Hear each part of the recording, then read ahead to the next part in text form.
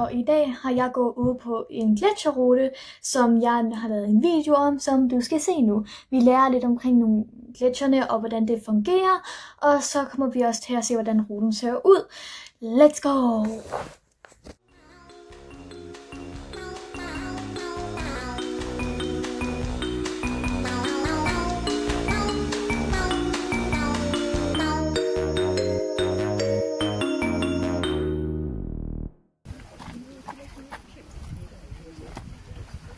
Om I alle sammen kan se mig. Jeg har tænkt lige, at der var nogle børn, men det er der ikke. Jeg har nemlig lidt billeder med til børn, der ikke lige forstår, hvad en gletsjer er for noget.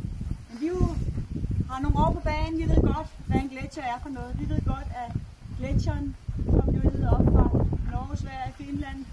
Deroppe var den sådan en 3.000 meter høj. Jeg ved ikke, om I kan forestille jer det, men det er meget. Hvis man forestiller sig nede her lige nord for Viborg, der har den været cirka 500 meter høj, sådan en gletsjer. Hernede, der kan de jo ikke helt sige, hvor høj den har været. Men vi kan lige se her, det her det var selve ruten, det her det kender jeg jo godt. Det her det er et billede ind fra Hervejens hjemmeside. Det kører op her. I kan se det lyse, det er jo det, som er den gletsjer, vi snakker om i dag. Vejselgletsjeren, som er den sidste, vi har haft af 4 istider. Og det man skal forestille sig, det er jo, at vi har gletsjeren op fra Norge, kommer ned op nordfra, og så kommer der en gletsjer fra Sverige østfra, og så stopper den i sådan en lille prik lige her midt i. Det her, hvor vi står. Det her område er helt exceptionelt, og biologer de elsker det. Hvorfor? Jo, fordi det var her, hvor isen stoppede. Og vestpå har jo slettelandskabet, alle smeltevandsaflejringerne, og så vender man sig nordøst på, og der har vi jo alt det her barkede dødeislandskab, som er helt fascinerende. Eller randmoræner, der har trykket tingene. Super spændende. Hvis nu man står ved Dollerup Bakker og får sig en lækker is, det er der en del af jer, der har gjort, så står man ved halv sø og kigger ud over. Og så ser man, vi har den sætte, hvor vi står på, og over på den anden side, der har vi så nogle bakker, der ligger derovre. En slette, der har samme højde som den side, hvor man står ved isboden. Så kommer der en lang, dyb kløft ned, hvor vi har halvsø. Men det, der ligger deroppe, vi føler, at vi er oppe. Ja, vi er oppe på et plateau, men det er bunden af isen. Det er der, hvor isen har ligget. Så vi i virkeligheden bare oppe i et niveau. Og det der, der kommer ned der, det er en tordendag. Det er en flod, der har gravet sig ned under isen. Så vi står egentlig oppe på niveau, og dernede, der har der løbet en flod med en fantastisk kraft af vind. Af smeltevand fra isen. Godt. Det vil jeg ikke sige lige nu. I må gerne spørge mig selvfølgelig om ting undervejs. Men lige nu, så synes jeg, at vi skal gå hen og starte lige der, hvor vandet faktisk har fosset ud. Og så fortæller jeg lige lidt omkring, hvordan det er på plateau. Endelig nu, hvor vi er kommet alt igennem her, så begyndte vi at gå ruten. Og imens vi går ruten, så kommer jeg til at fortælle lidt om, hvad der sker. Og så kommer der til at være fakta og alt det der. Så lad os begynde. Her så kan du se, at det virkelig bøjer ned. Og så her så har vi de her gletsjerskilte, som kommer til at være overalt på ruten. Så hvis du prøver at finde vej, så følge dem.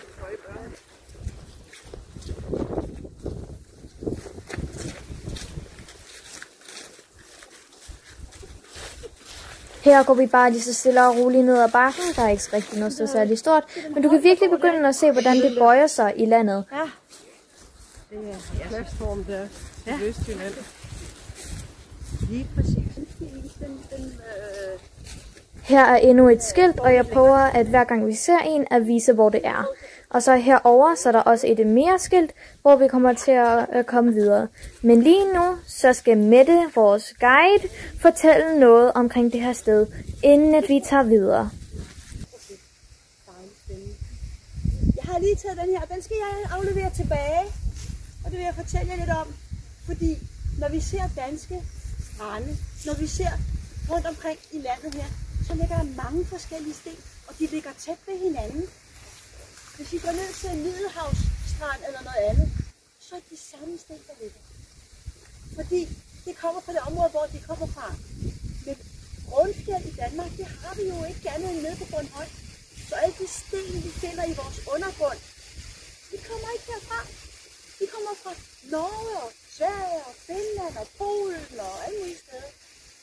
Og forleden dag, så gik jeg hernede, og så tog jeg lige den her med hjem og lige kiggede lidt på den. Velvidende, at jeg selvfølgelig lægger den tilbage igen.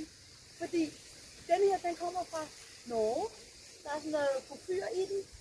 Men når man går rundt og kigger her, så er der altså gindiavæs fra Sverige. Og de ligger måske med 10-20 meters mellemrum. Og det er fordi, de er lige her, hvor isene har samlet sig. Så den her lægger jeg lige ud igen, fordi det er lidt egoistisk for mig at lade den blive her. Eller ret sagt tage den med hjem. Fordi det er jo sjovt for jer at se. Den ser anderledes ud. Hvor kommer det? Der er store kræfter på spil. Men lad os gå stille og roligt herudad. Her forklarer Mette, hvordan sådan at isen har ændret landet, og hvordan skråningerne og bølgerne er lavet alt af isen. Imens hun taler med en af de lokale, som faktisk bor i den her by. I se fra Sverige, lige der. Og hernede, der er nogle heste, ser det ud til. Ej, hvor hyggeligt. Ej, hvor er de søde. Ej, hvor er de søde. Der er nogle søde heste hernede, ser det ud til.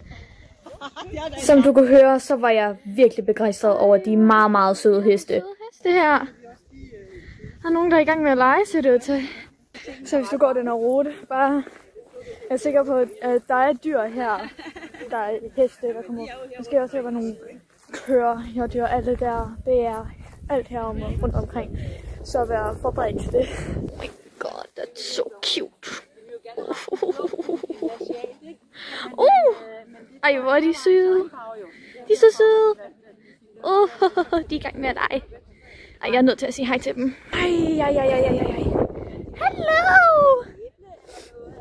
Ej, hvor er du sød. Hello! Ej, hvor er du fin. Ej, hvor er du fin.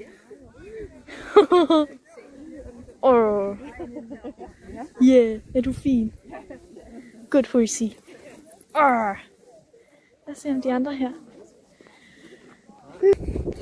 Ej, det er sådan et fint sted. I found another one who likes pets. And you're short. Short like me. Two short buddies. Are you also nice? You're also nice. Well, looks like these horses are happy. Vi har nogle glade heste her. De får en hel masse kalorie. Så hvis du ser hestene herude, så tror jeg nok, de godt vil klappes. Jamen, prøv at se, hvor smuk du er. Hej. Du er så sød. Ej, jeg vil have en lille sprut her. Hello. Du er blød. Ej, hvor er du smuk. Hej, lille ven. Du har en smuk man. Ja, du har. We gotta run! So we can get up to my mother! The guide! Yeah! Fordi så får man en fornemmelse, når røget her. Ha! Når vi går nedad her, Gletscher! men her, der ser vi jo op, hvor højt der egentlig ligger der. Det er højt. Det var så som at få den ud af hestene derovre. Dejlige heste. De er trænet til det her, før det er Nu kommer hesteflokken herned. Far, hun bag dig! Ej.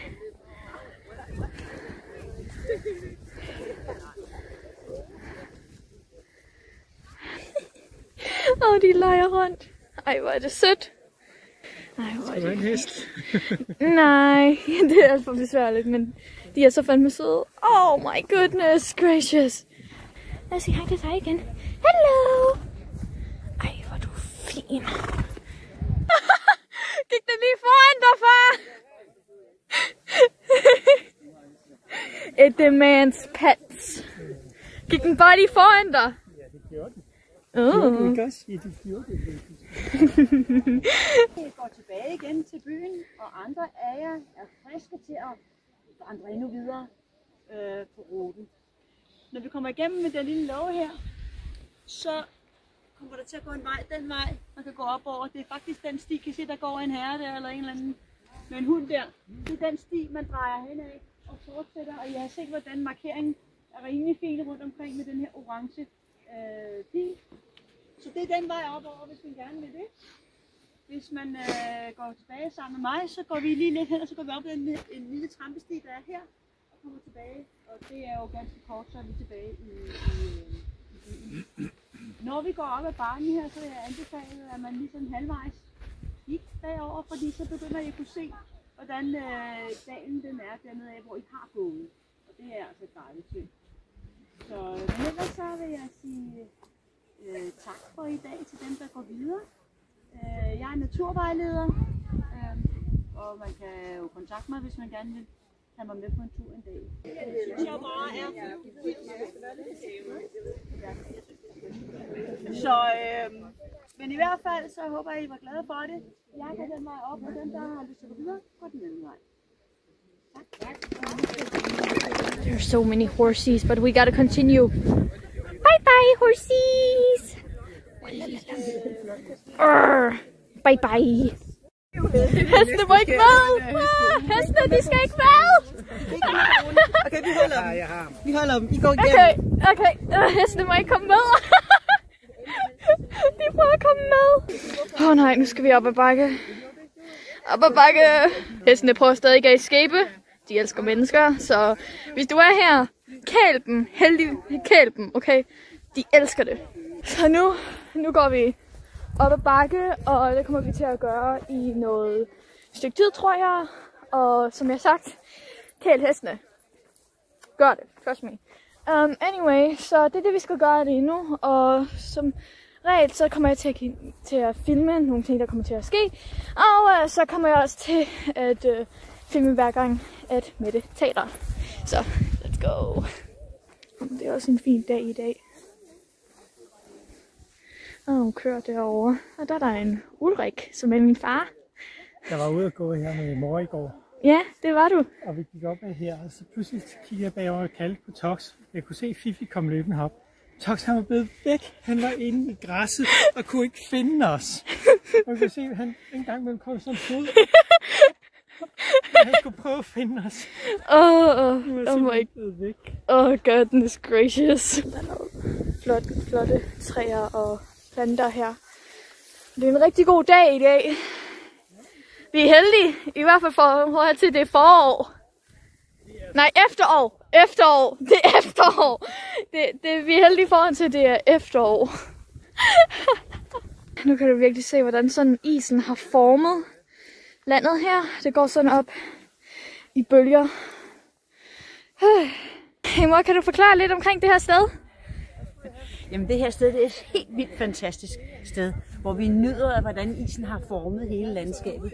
Med smukke, bløde bakker, hvor isen har skraber, og vandet har formet området, kan man sige. Ikke? Ja. Jamen, det her er også et pænt sted. Jeg glæder mig til at se ud, hvordan det kommer til at se ud på toppen. Hvis der er en top. Jeg kender ikke den her rute. Så det kommer i hvert fald til at være en god tur. Ej, hvor er det pænt. Du kan se, hvordan det sådan virkelig bølger. Ej. Jeg vil godt sige, for folk, som ikke er så særlig gode til at gå, det her er faktisk en rigtig god vej indtil videre. Det går op, men det er sådan stille og roligt. Det er ikke udmattende på nogen som helst måde. Så du kan se, så kommer vi til at gå ind i noget krat her, så se om der er noget interessant derinde. Der var ikke rigtig noget interessant i den skov. Der kommer de langsomme gamle mennesker. Ja. Der er et view her. Du kan se, hvordan landet bøjer sig rigtig meget sådan ned. Du kan ikke se det så godt perspektivet, men faktisk så går det ned lige her. Og så går det sådan helt ned der. Det er på grund af... Du kan ikke se det så godt. Ja. Det er et stort smukt træ, det her. Og der er de endelig. Yippie. Og så som regel, når du går den her rute, så kommer der til at være de her pæle her nogle gange.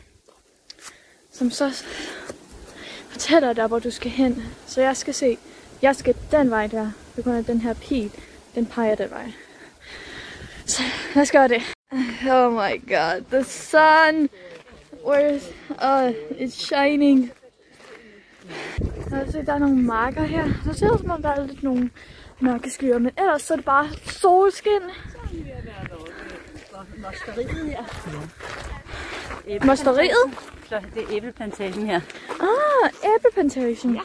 Og det kan jeg også se her. Æbleplantagen, interessant. Ja, det her det er i hvert fald bøjene, som du kan se. Så går de virkelig sådan op og ned. Som du kan se her. Wow. Hele vejen dernede. Det var der, hvor hestene var. Og så er der bare alle de her bakker her. Der lever Noah. Hvor er Fred? Yeah! Wow, der er hestene. Så kan du virkelig se bakkerne, som går rundt. Wow. That's not good at all. That's not good at all. Great crowds. Okay, der er et mere skilt lige der fortæller, hvor vi skal hen. Og vi skal den vej. Gul bil. There's another sign. And it says that way.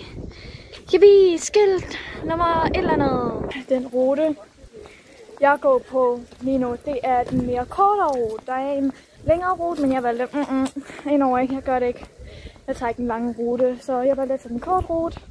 Så ja, hvis du vil have taget den lange rute, der kommer der nok til at være meget mere sådan ting, du kan se og alt det der. Så 100% vil rekommendere at tage den, selvom jeg ikke har prøvet den. Det lyder interessant, så jeg ville godt gøre det, hvis jeg var dig. Yeah, this weather ain't looking too good. Jeg bare håber, at det ikke regner.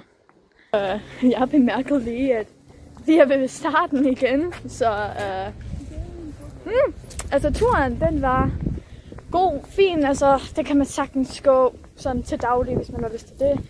Og som regel, så er det fint nok. Altså jeg har ikke nogen problemer med den. Og hvis du har lyst til at tage en længere rute, gør det, hvad du har lyst til. Og så hernede, der kan man sådan se ruten, lidt den lange rute, man kan tage. Og så den rute, vi har taget. Okay, og så det her, vi går. I will now film your camera. I'm filming you!